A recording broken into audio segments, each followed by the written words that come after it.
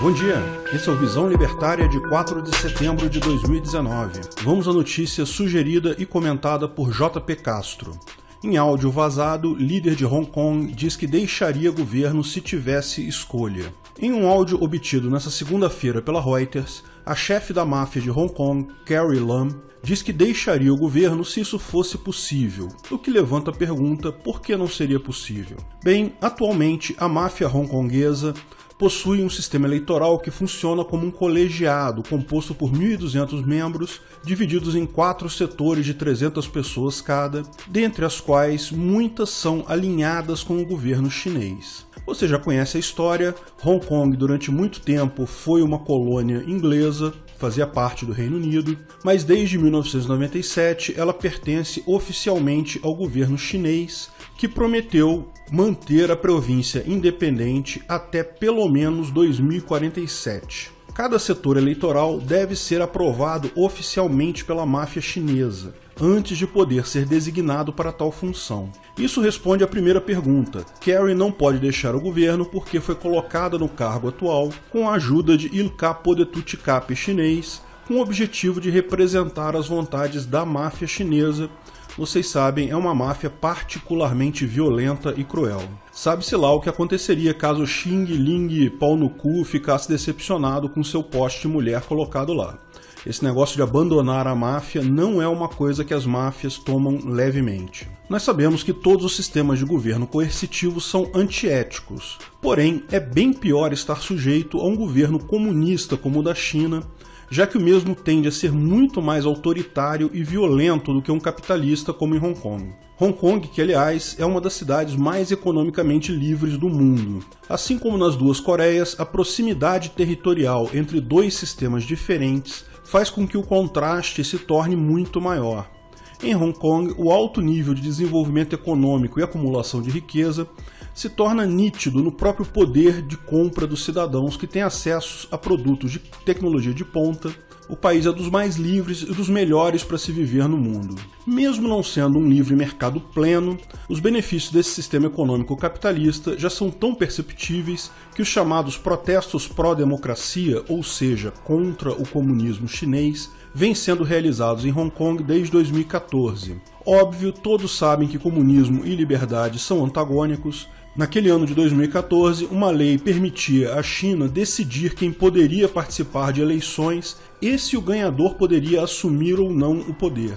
Não que democracia seja algo positivo, mas substituir isso por prefeitos e governadores biônicos é muito pior. A partir daí, milhares de manifestantes, dentre eles um grande número de estudantes, foram às ruas para tentar se livrar do aumento do poder estatal. Os manifestantes conseguiram causar um grande barulho e incomodar a máfia, mas não o suficiente. Seus requerimentos não foram atendidos e os protestos diminuíram. Em 2017, líderes dos protestos e deputados da oposição foram perseguidos e presos.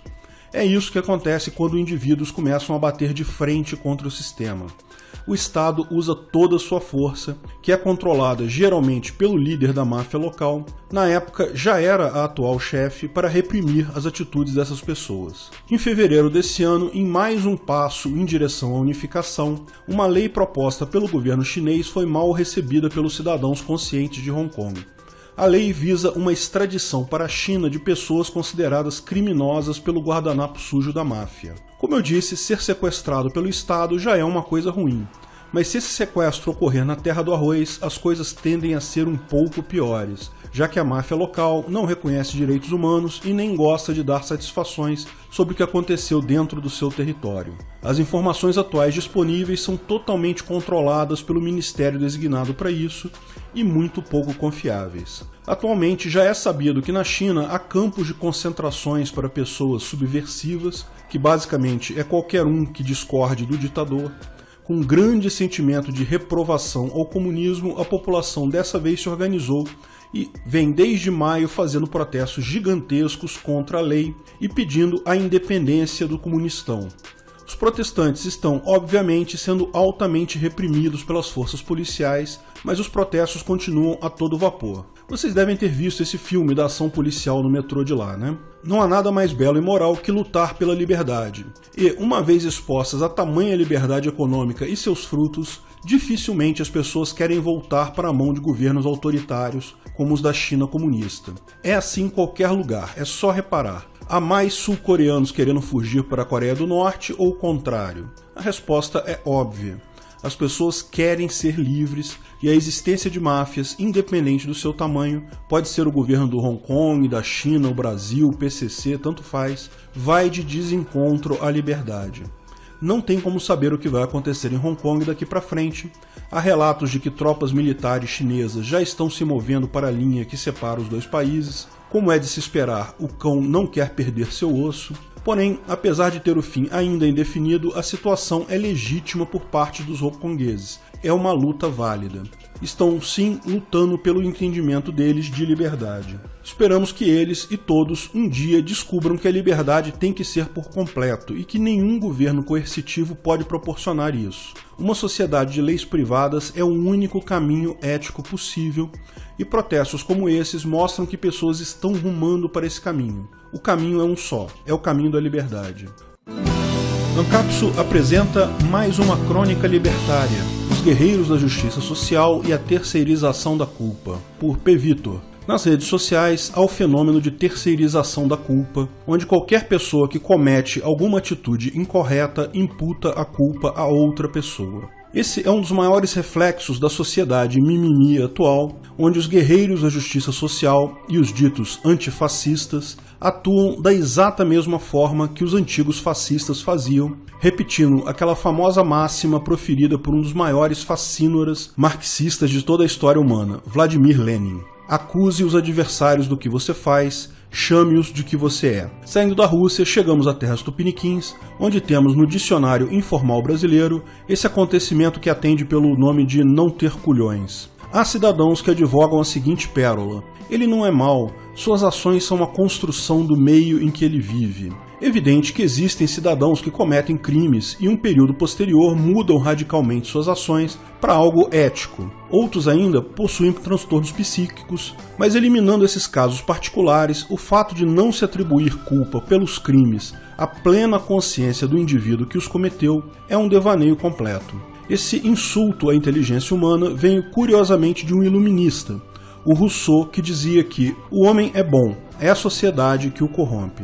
E, para vivermos em paz, complementa Rousseau, precisamos de um contrato social, ou seja, um gado obediente que siga o contrato que ninguém leu, ninguém assinou ou sequer aceitou. Só um adendo aqui, o contrato descrito por Rousseau deveria ser explícito, tá? Rousseau não propôs contrato social implícito que temos hoje. Ele propôs um contrato social explícito, em que você deveria aceitar tal contrato.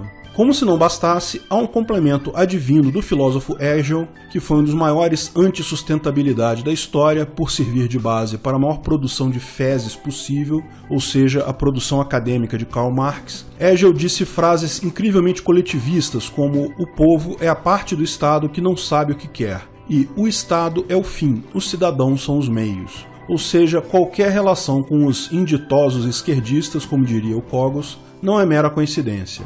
O primeiro estágio é desqualificar a justiça, colocando qualquer pessoa que defenda a consequência para atos antiéticos como vilões.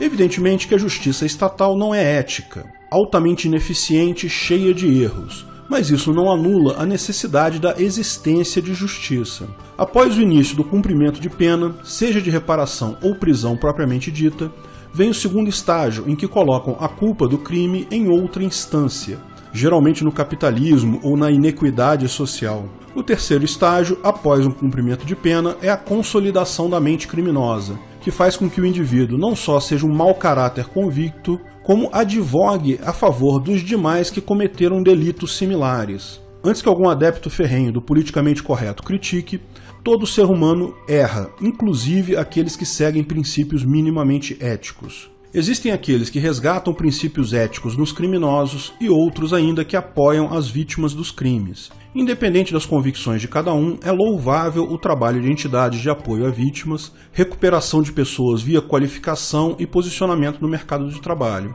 sejam essas religiosas ou seculares. O resgate de princípios éticos daqueles que, mesmo que tenham cometido crime conscientemente, são passíveis de recuperação é muito importante. Mas é preciso deixar claro que sim, a culpa é do indivíduo. Discursos errôneos não faltam. A culpa não é do bandido que assalta uma residência, é da sociedade que ostenta algo que o meliante não tem. A culpa não é do atirador que mata inocentes, a culpa é da arma que ele portava. A culpa não é dos pais que não ensinam princípios éticos aos filhos, a culpa é da escola, e por aí vai.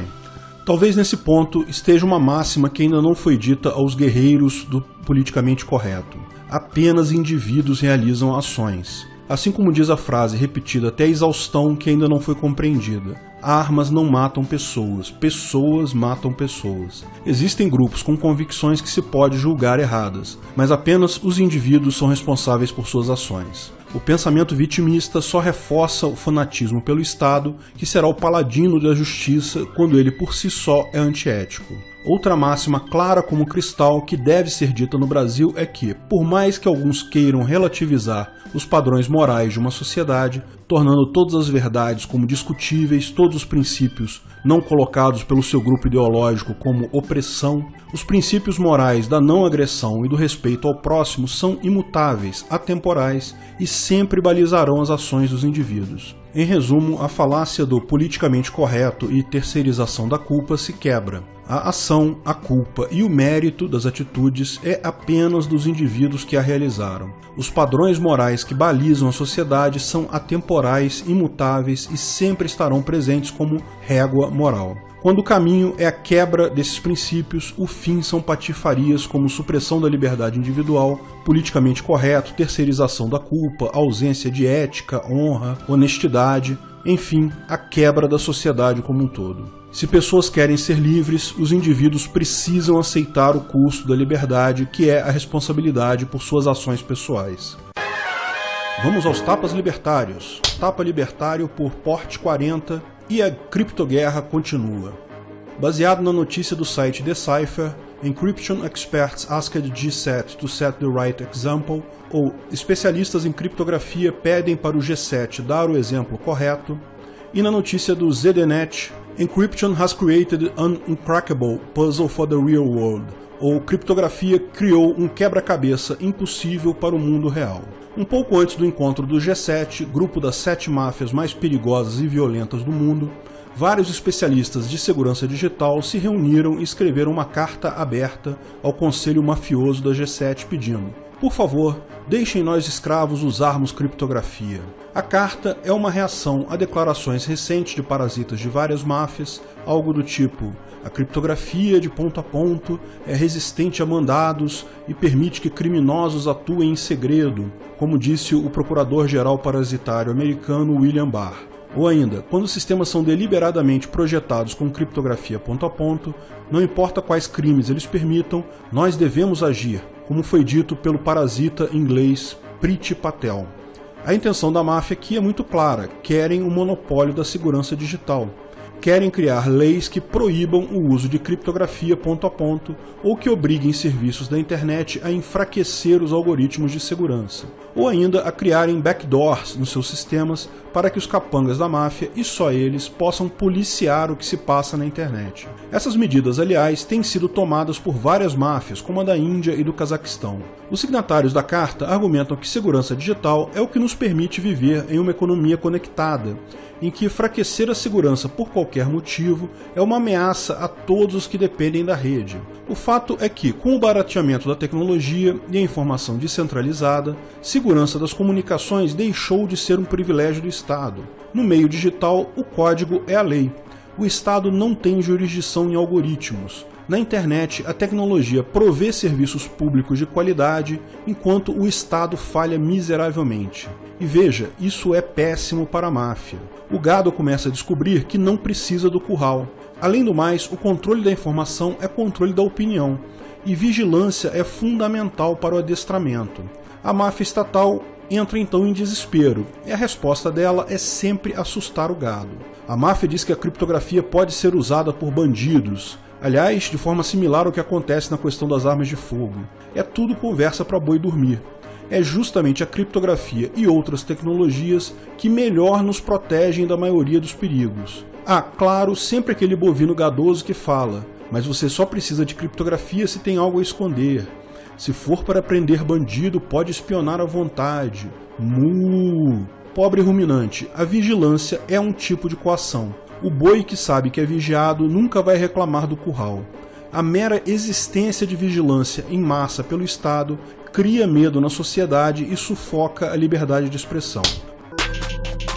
Obrigado pela audiência. Esse vídeo foi patrocinado pela Universidade Libertária. Quer conhecer mais sobre libertarianismo? Veja o link na descrição. Junto com a liberação desse segmento, estamos liberando o vídeo inteiro no outro canal, o Visão Libertária. Se prefere ver o vídeo todo, se inscreva lá no outro canal. O link está na descrição e aí na tela. Até a próxima.